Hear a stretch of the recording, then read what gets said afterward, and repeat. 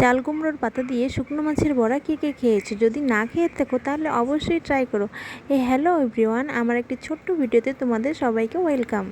এটা বানাতে প্রথমে কী লাগবে সেটাই দেখে নিই। প্রথমে আমি পেঁয়াজ, লঙ্কা, রসুন সব কেটে নিয়েছি। তারপর একটা শুকনো মাছ কেটে নিয়েছি, একটা গোটা আর একটা অর্ধেক, আর নিয়েছি চাল কুমড়োর পাতা, আর লাগবে হচ্ছে চালের গুঁড়ো।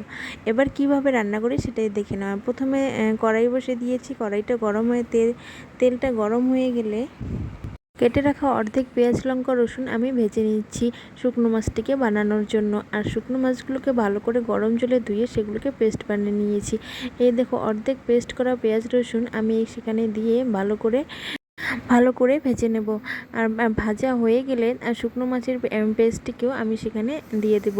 এই দেখো, শুকনো মাছের পেস্টটাকে আমি দিয়ে দিয়েছি। দেওয়ার পরে কিছুক্ষণ একটু জল দিয়ে কষিয়ে ভালো করে ভাজাও হয়ে গেছে।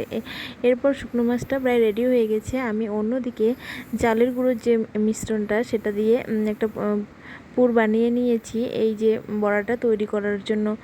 তারপর কুমড়ো পাতার মধ্যে শুকনো মাছটিকে দিয়ে সেটিকে পানের মতো মুড়ে রেখেছি। এবার বড়াটা তৈরি করব।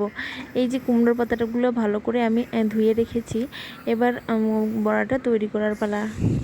কড়াইয়ে তেল দিয়ে তেলটা গরম হয়ে গেলে এই যে পানের মতো করে যে মুড়ে রেখেছি সেটাকে চালের গুঁড়োর আটাতে মাখিয়ে এই যে তেলে ছেড়ে দিয়েছি।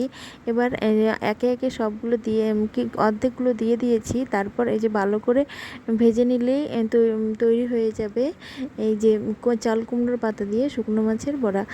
তো কেমন লাগলো ভিডিওটি অবশ্যই জানিও। আর ভালো লাগলে একটা লাইক, কমেন্ট, শেয়ার করে দিও। চ্যানেলটিকে সাবস্ক্রাইব করে দিও। বাই।